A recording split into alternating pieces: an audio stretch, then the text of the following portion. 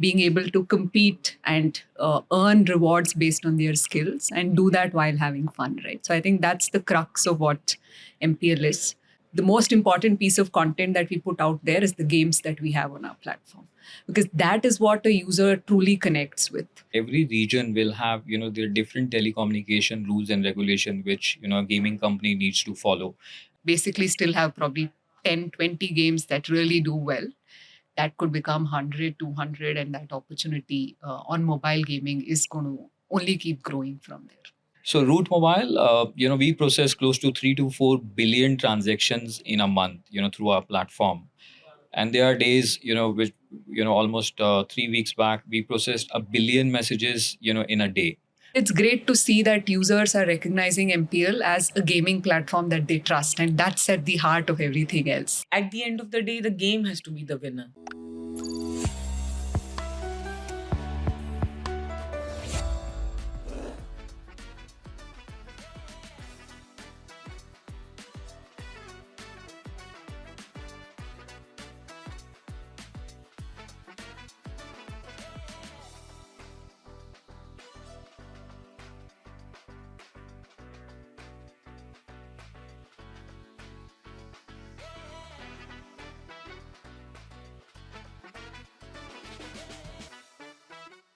Namratha, Sharad, very good talking to both of you. And today we are going to delve into two very interesting subjects. So, मैं कहूँगी one subject, one is on the mobile gaming and mobile gaming startups and what's happening in India and what you are doing. And second is, when it comes to gaming and digital gaming, mobile gaming, there is this whole context of users to aa jate hain, but how do you create very high engagement? How do you create retention? And how do you grow the business? So we'll decode everything and we will not talk anything extra, but focus on this.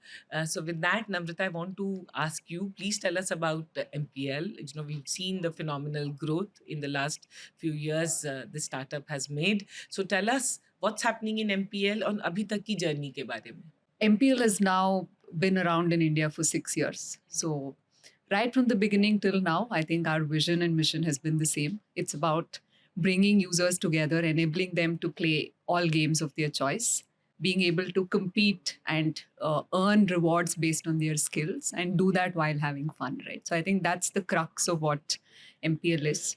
So we have about 30 games on our platform, and it ranges from casual games, sports-based games, to board games, a bunch of different genres of games, which sort of cater to multiple different audiences. And across all of these, users have the ability, based on their skill, to actually compete in really large-scale tournaments. For example, we would run tournaments with very big rewards for any game. Consider a game of chess. You would have 100 users coming in, playing those tournaments. And of course, based on their skills, people keep getting eliminated at each round, and the winner at the top actually takes a very big reward. So it's that recognition, it's that reward, and it's that enjoyment that comes in. And all of this, you don't really need to have a desktop, a console to do it. You can just do it on your mobile.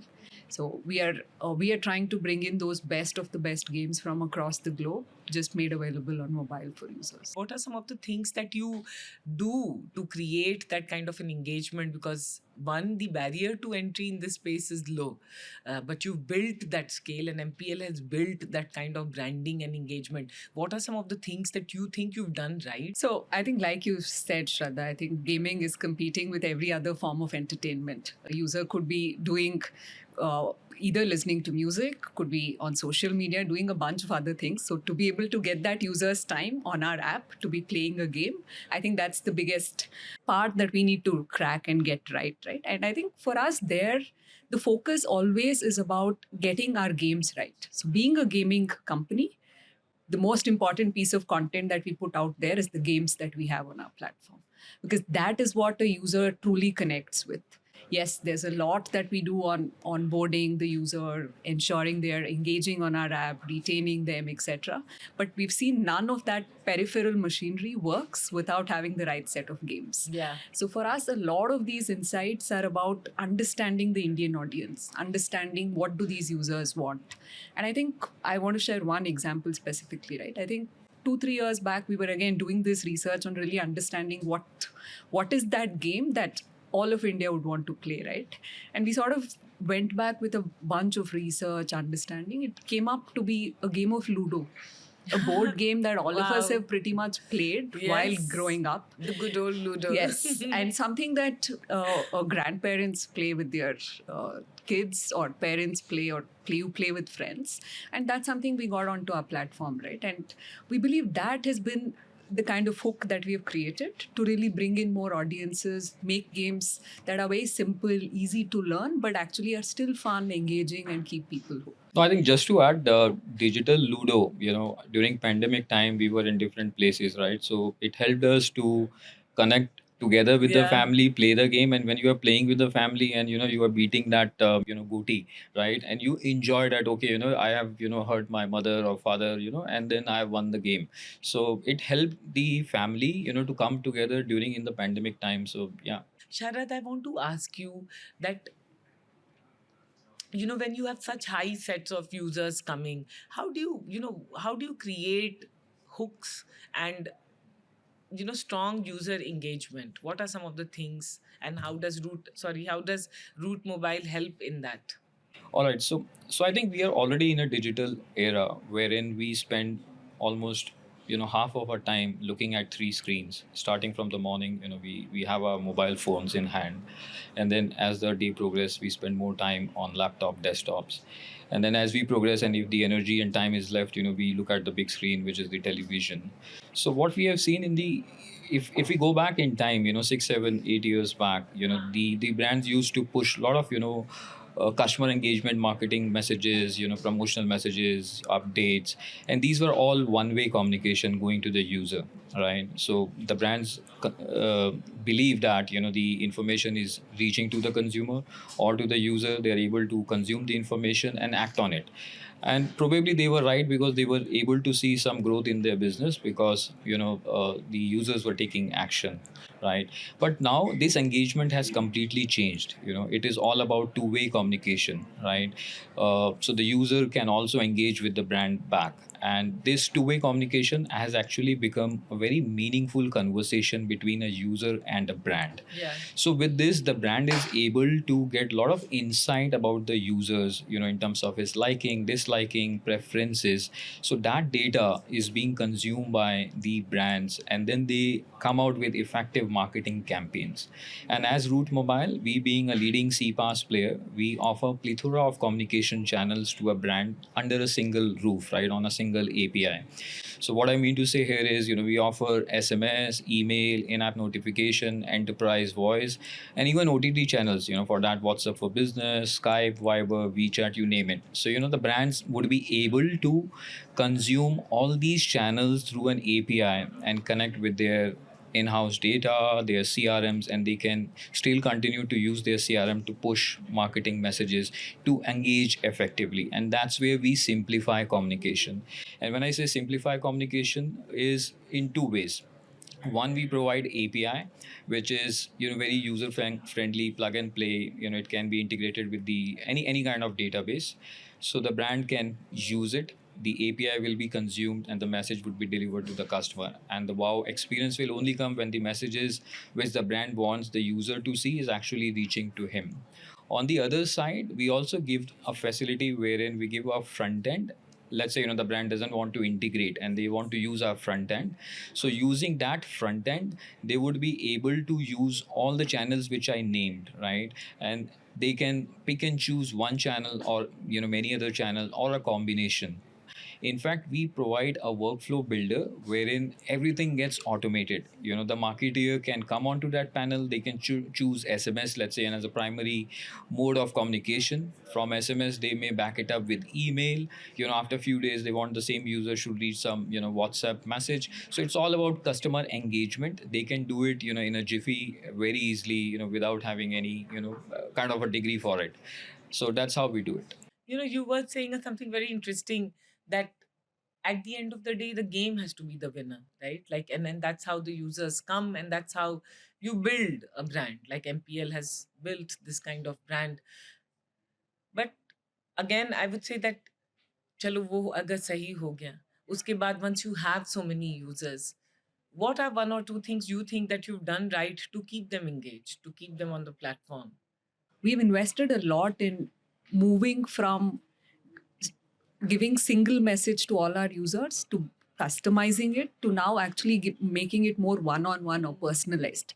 So for example, if you, Shraddha, is coming into MPL after a few days, what you will see on MPL is very different from, say, Sharad, who has come in yesterday, sees to.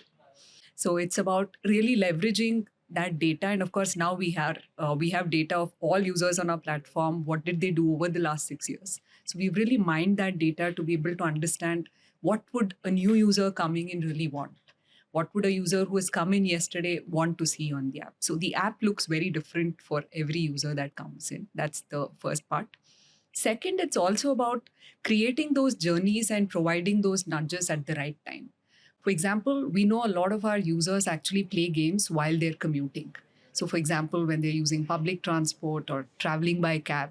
So, we know at 9 a.m. in the morning, these bunch of users actually are commuting. And we send those notifications, messages at that time so that they actually come and use that next 1 hour to play a game on our platform. So, it's about understanding the users, understanding which set of users or which specific user, what will be that communication that works at what time of the day, how do you deliver it. We know for some users a push notification works, for some users probably a nudge through SMS works better, or a WhatsApp push works better. So it's about building that entire journey together and being able to go one-on-one and very personalized in what we do. And I think that is a muscle that we have sort of built over 2 years. Of course, there's a lot more to improve and go, but that's been a key tool for us to really help retain users, bring them back again and again onto the platform and keep them engaged.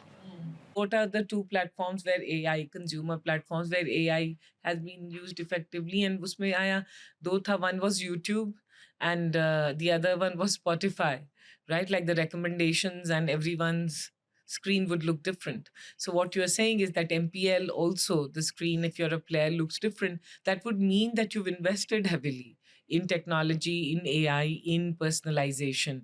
Tell us about that, because I think that's a very good case also for AI being used by an Indian startup. So I think we are a platform, right? So we have 30 odd games on our platform, which is a big pro because everybody has something that they like. But it's also a challenge on the other side because a user comes into our app. We don't know what game is that user really looking for. And that's where that entire recommendation that you were talking about really comes up, right? So how do we ensure on the first fold, and like all other things, first impressions matter. All that matters is what is that first game the user is getting to play, and that really creates that aha moment for that user. So we are now using a lot of signals in terms of where the user is coming from. What are the other have they engaged with any of our marketing campaigns in the past? Have they shown any affinity to a certain set of games? So using a lot of that AI-driven analytics to really say, what game do I show this user? How do I sort of give It the begins best from chance? there, yeah. It begins from there, right? So right at the point a user downloads MPL app and is logging in, at that moment, we are personalizing what that screen needs to look like once they entered the OTP and sort of come in, right? And I think the effort that we're doing every day is to add on more and more features for us to get better at doing this recommendation. And I think that entire system, of course, keeps learning. It shows you something, it doesn't work, you've not really played that game in the first 10 minutes, we come up with the next set of games that the user could try.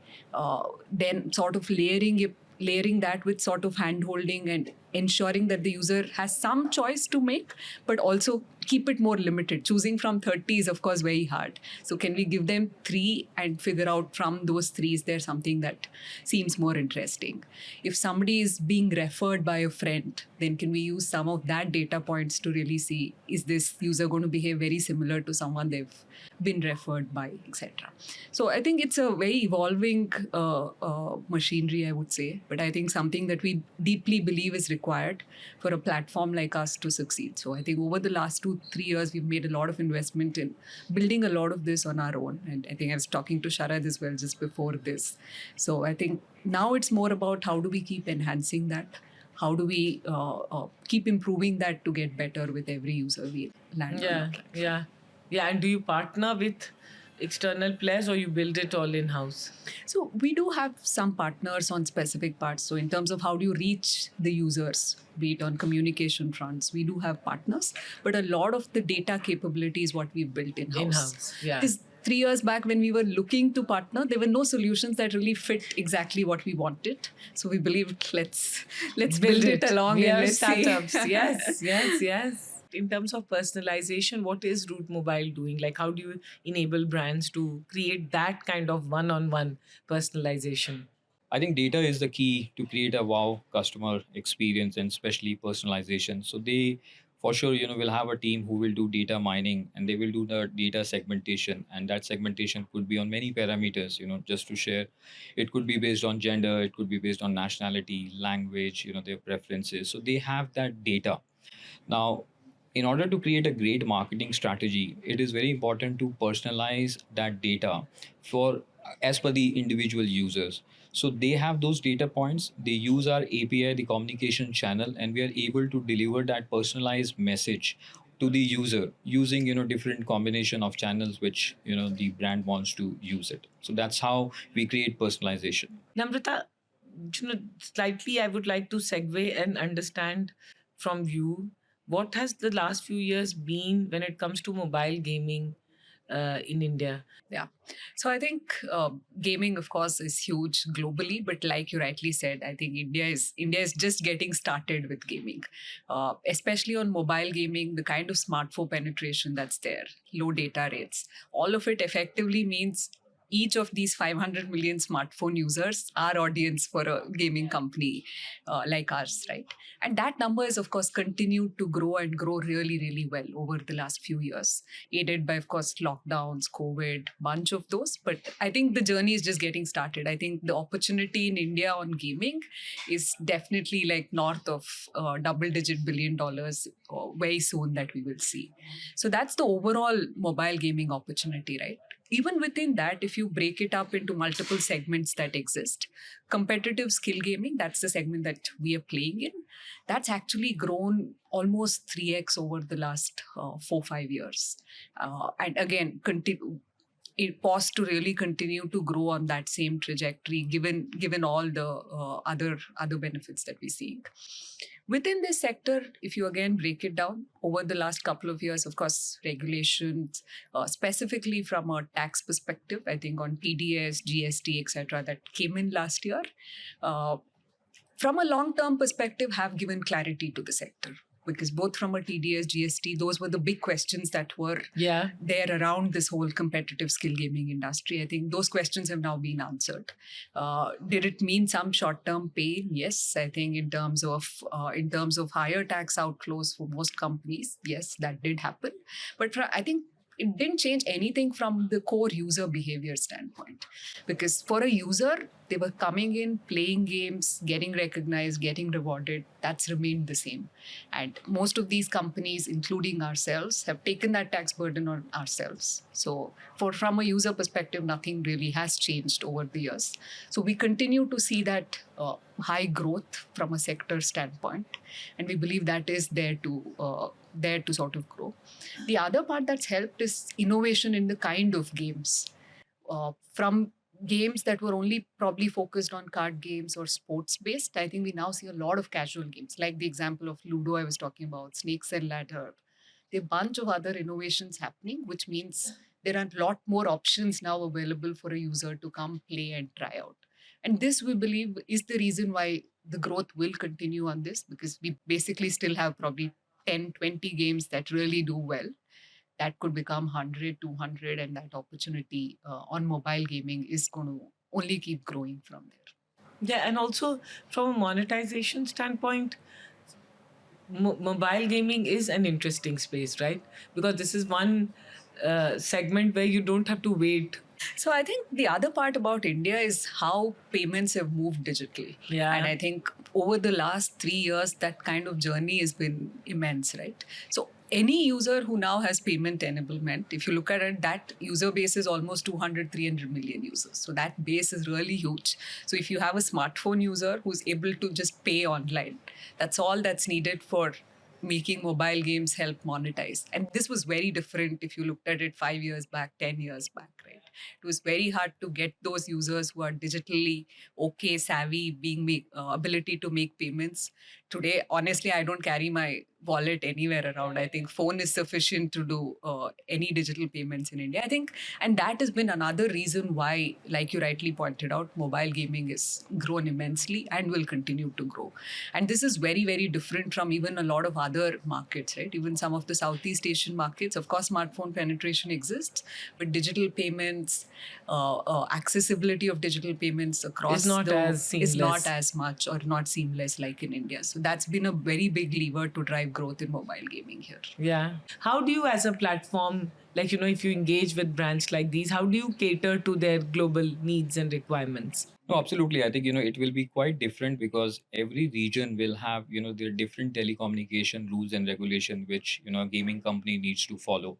And that's where, Root Mobile brings in that intelligence. So one, we have local offices in 26 countries.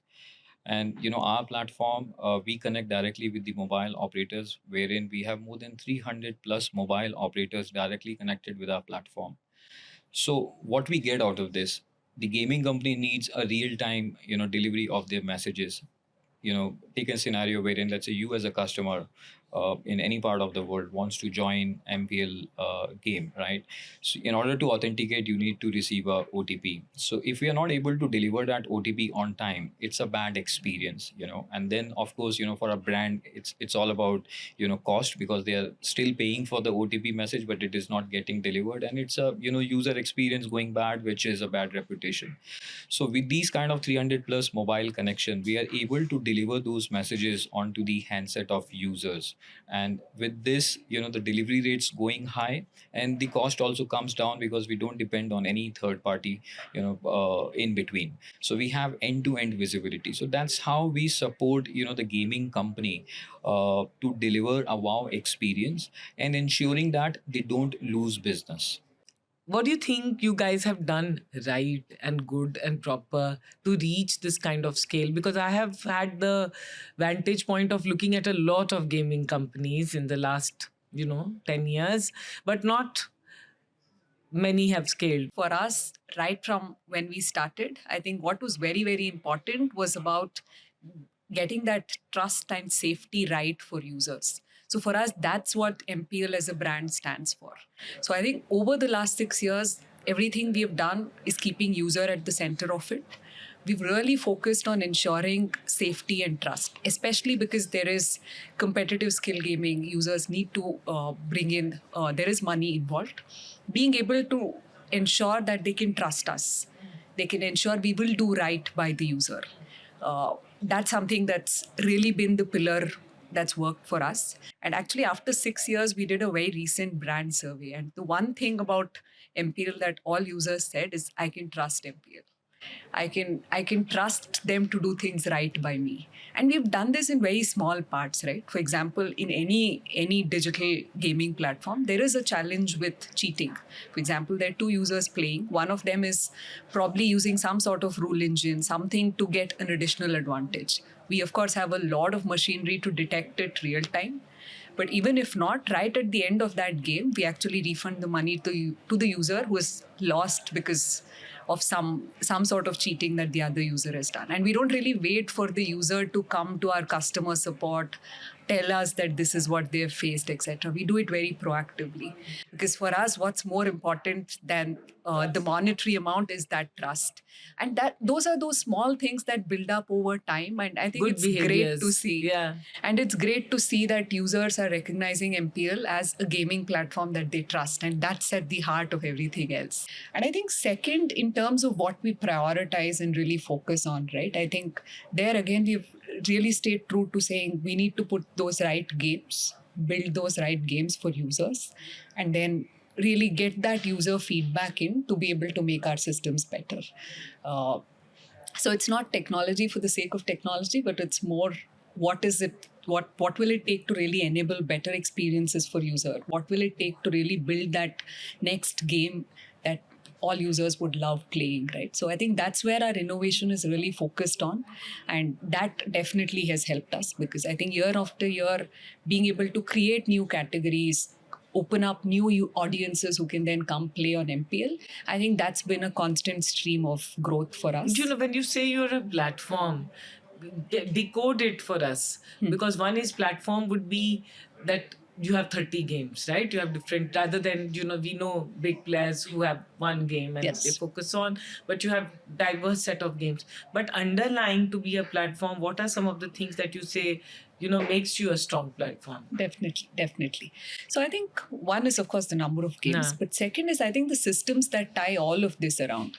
For example, we have a singular wallet with KYC enabled. All of this that's tied. So a user comes in, is able to deposit some money. They're able to then play a tournament in any game. It could be on a cricket match today. It could be on a game of Ludo tomorrow. It could be on a game of chess day after, right? So I think having those systems that sort of tie that journey across, all of this is also available on a single app. The challenge with a bunch of others is you need to download separate games, separate apps for each of them. So here you just download MPL, you log It's in, a you'll be universe able of to see. games. Yes. And we keep adding new things to it. So it's not just what you see today at this point in time, but it keeps growing. I think where we want to go from here, of course, today we have 70% of the games on our platform are what we have built.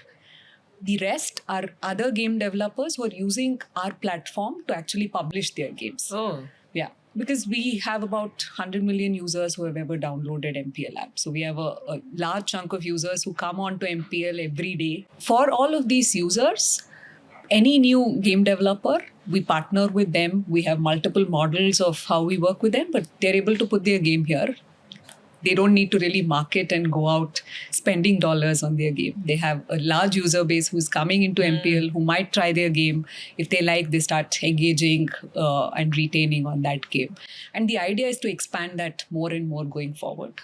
We want to make it really easy for any game developer to just focus on building the game, leave the rest to MPL. Yeah, that's the You just then platform. put it. Yeah. Yes.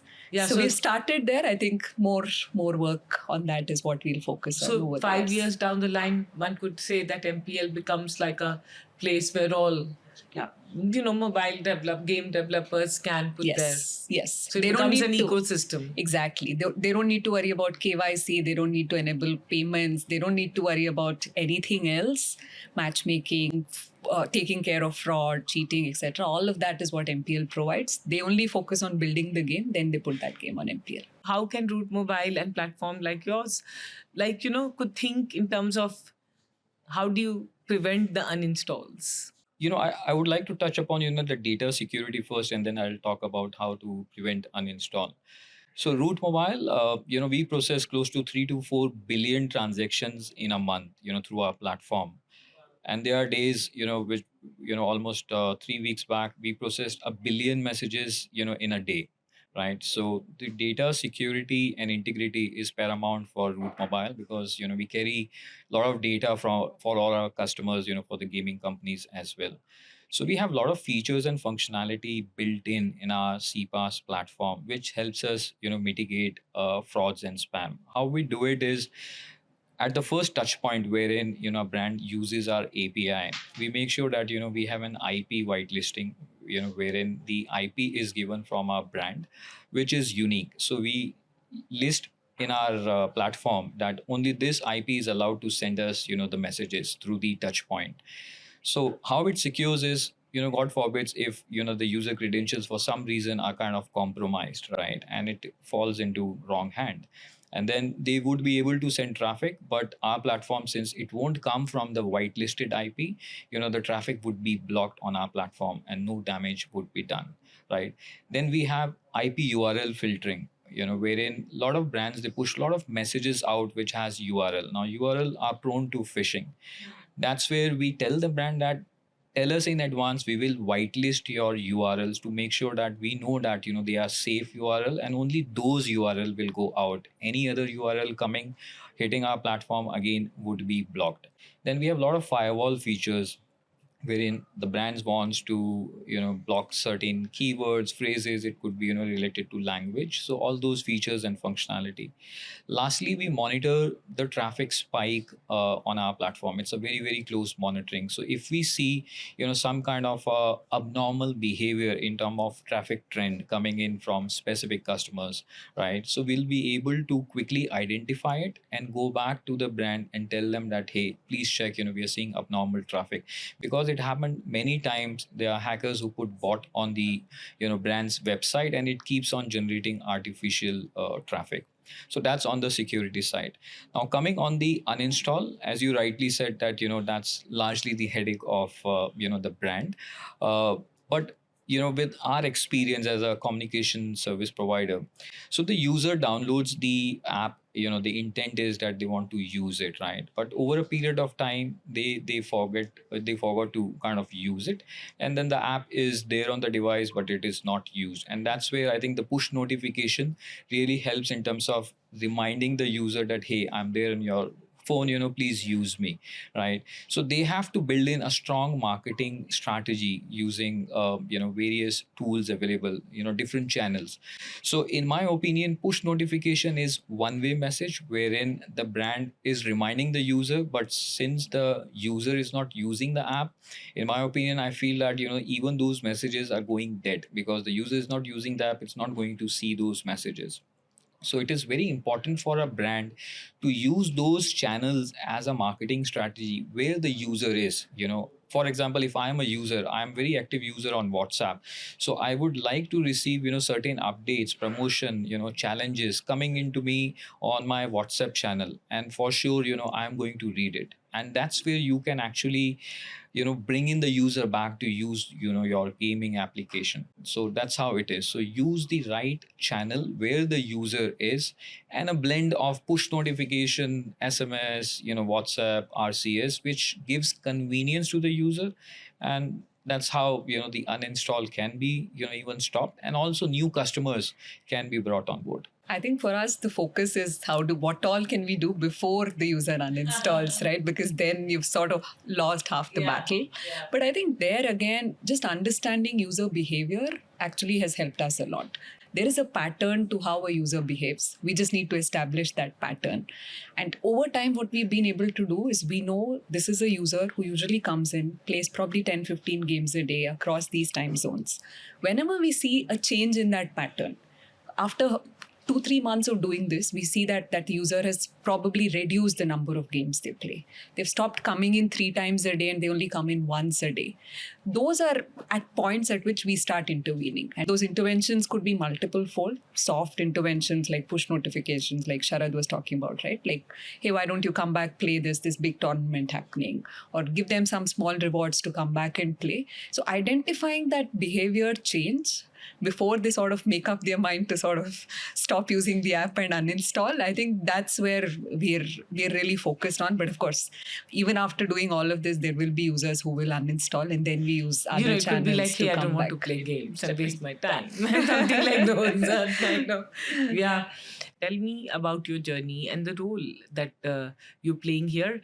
More so in the context of, new early stage companies when you have a COO. वो क्या होता है? Definitely. Okay, I'll start a little bit about my journey, Yes, right? So I'm from Bangalore, lived here most of my life. So after I did my MBA from IIM Bangalore, I spent about 7 years in consulting. So that was my first McKinsey and Company. So I spent a lot of time outside India, working across multiple industries and sectors because I just wanted to explore everything. So I did a lot of work in tech, retail. Finally, towards the end of it, I was very clear that consumer is where my calling is. Consumer tech, being really able to understand users and use those insights to build something. That's what excited me. So then I made the shift from McKinsey to MPL. And I think MPL also sort of happened by chance, right? I was very clear I wanted to do something in consumer tech. But I think gaming, that was just after lockdown. I think gaming as a sector saw a huge boom. So there were a lot of opportunities out there. So it sort of got me very excited. Uh, uh, and I think from a vision standpoint, what MPLs was looking to build was something that really resonated with me. making gaming available for everybody across, right?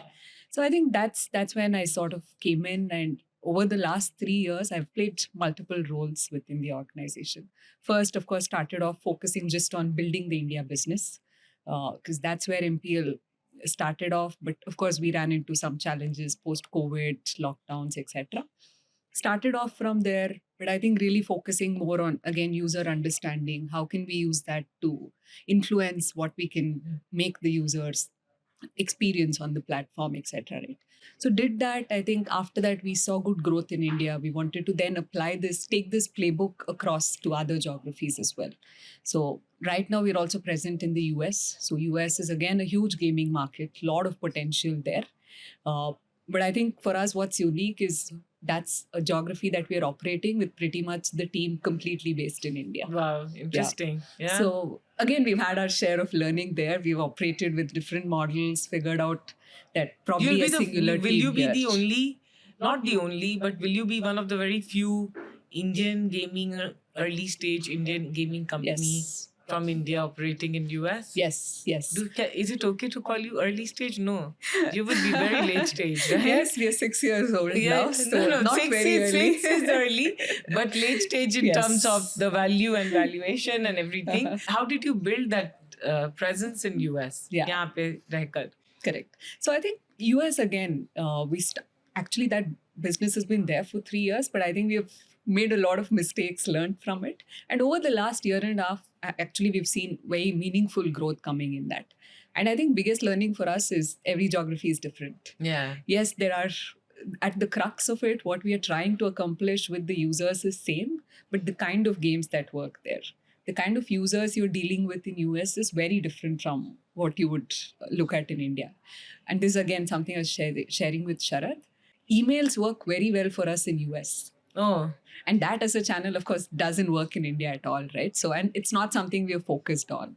So it is about unlearning a few things and then understanding again what the user there wants and really building on it. And that's what has helped us there. Of course, the market exists. It's about taking those right games out there, ensuring the proposition is tailored to those audiences. And that is how we're now seeing a good traction in US, and we hope to continue to be able to scale that. So I think that was my second part to the role, right, of being able to move from India and take that lens a little more globally to be able to expand into other geographies as well. And I think working with founders here, the learning experience has been immense, right? Their ability to sort of take those calls at those very difficult moments. And I think for me, that's sort of being very complimentary. I'm someone who's very, very data oriented, wants to have the complete answer before taking decisions. So I think in that way, having that support from founders definitely. It's a very good balance. Yes. Yeah. So, I have been in IT and telecom industry for last 25 years, and it's been 8 years with Root Mobile. And I think the co-founder, Mr. Rajiv Gupta, is a visionary, and I think I'm lucky to be associated with him because we have seen the journey of pre-IPO and now we are listed, and of course, 3 years post-listed, and we have seen, free days and now, kind of responsible days because, we have a duty towards our, shareholders and investors. So I joined Rajdeep 8 years back, with the intention to drive and create the Middle East business. So Root Mobile was not present in Middle East. So had no idea how we're going to achieve, but Rajdeep was very clear in his mind that he wants to be close to the enterprises, and we really want to go towards enterprises and offer our product portfolio. So he just gave me a piece of advice that go and identify what is not working in that market, what are the pain areas of customers, and come back. So it was a task. And then I was alone, and I was even looking for hiring the team, and at the same time we met the operators, we met few enterprises, and understood that definitely there was a lot of communication problem in terms of getting the sender ID registered and then throughput. Those were basic challenges which any brands were facing in terms of pushing a lot of communication out, and there was only SMS was one way at that point of time. So we did our basics right, and as I was mentioning earlier, that we work very closely with the mobile operators. So we connected directly with the mobile operator. So that solved the problem of quality, and working directly with the operator brings also the cost advantage, because there's no middleman in between. So we are more cost effective, and then we passed on that advantage to the enterprises. So they saw value in terms of cost and quality, and slowly and gradually we started growing the business. Then we launched WhatsApp for Business, we became official partner. Then WhatsApp is slowly now being adopted by all enterprises. We offer bot, we develop workflows, and then we have fantastic platform which I mentioned. We have all the channels, so the user can see the channels, they can use it. So it has been an amazing journey, starting from nothing and building the Middle East market and being part of the. So you've been like an intrapreneur yourself. Yes, even Rajdeep says that, which is, a very great thing to hear, and coming from, a co-founder. But yes, learning, working with a co-founder has given immense learning. And I can say that, tomorrow I can open a business and probably I'll be successful, because this is an experience within Root Mobile as an entrepreneurship skill I have achieved. I cannot not do a rapid fire and ask, what's your favorite game? I love speed and cars.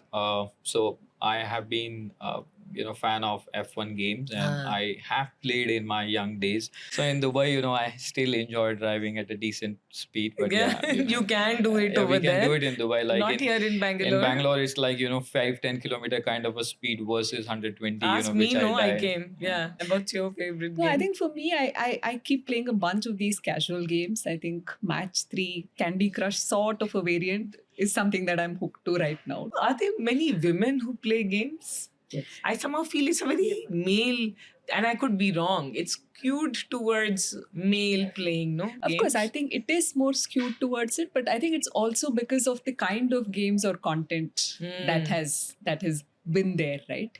So we do see, especially in some of the more mature markets like US, it's a lot more equal.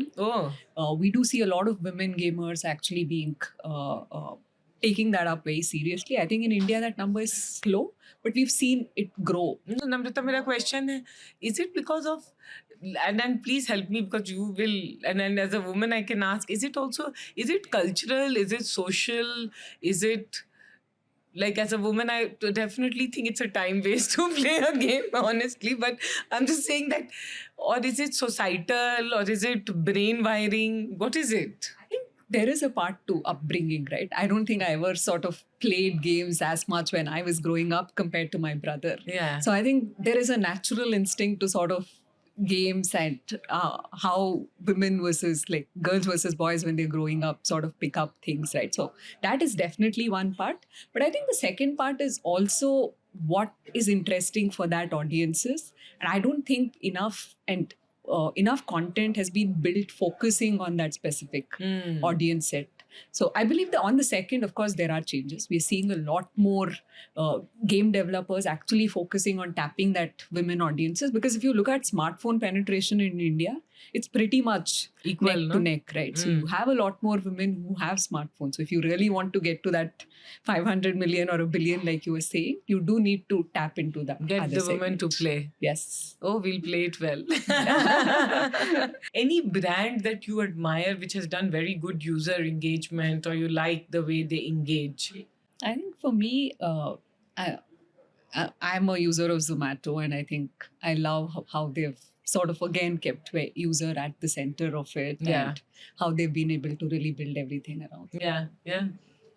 So, from a Middle East standpoint, we work with almost all different brands from different segments. So there's a jewelry brand where I see that, they have used all kind of communication channels, and they have a very strong engagement with the user. Could be because their product is high value, and they look for high value users to reach out to, so that they can buy and look at their services. So they have used all possible channels like SMS, email, WhatsApp for Business, and they themselves have come out asking for what more innovative stuff we can bring in to the users. So we feel that they truly understand the power of CPaaS, which is the multi-channel communication, moved out from earlier one-way communication, which was simple SMS, to WhatsApp for business. They have even initiated a bot which solves a lot of queries, and simple bots. If a user wants to know near a shop, the new design, so it comes very quickly with a convenience onto the WhatsApp. What do you think would be the next frontier of customer engaging with the customer? I think shifting more towards two-way communication. And I think we've seen that slowly happen, but I think that's going to become like the norm going Yeah. forward versus just doing one-way messages coming into your inbox. It is going to be a lot more about conversations with the customer. And I think, in my opinion, data is the key. So the brands have the data. We have that intelligence of building that algorithm and adding, power to that data and simplifying things for the customer. So today there are a lot of bots which are very simple. So I feel that going forward it will be kind of a Zen eye, where the data powered with algorithm will give more value to the end user, because the bot will be able to understand even the sentiments of the user, whether it is in good mood or bad mood. And the bot itself will be trained in such a manner that it will switch the questions rather than the standard questions which will follow. So it will definitely bring kind of a wow experience to the customer. Whether even the customer is not happy, it will listen and empathize, slowly and gradually build the trust, win the confidence, and then further the brand can do more customer engagement using their marketing strategy. Yeah, no, I agree. There's a lot that needs to be done. We are way ahead in the two-way communication, but I think lots of leaps have to be taken in that Absolutely. direction. And you are at it with Root Mobile, and you're doing a fantastic job with MPL. And again, as an Indian in the startup ecosystem, we say that we're proud of MPL and the brand that it has created. And now that you're saying it's in US, we hope that you win. Yes. Yeah. No, thank you. Thank you. Thank you. Thanks.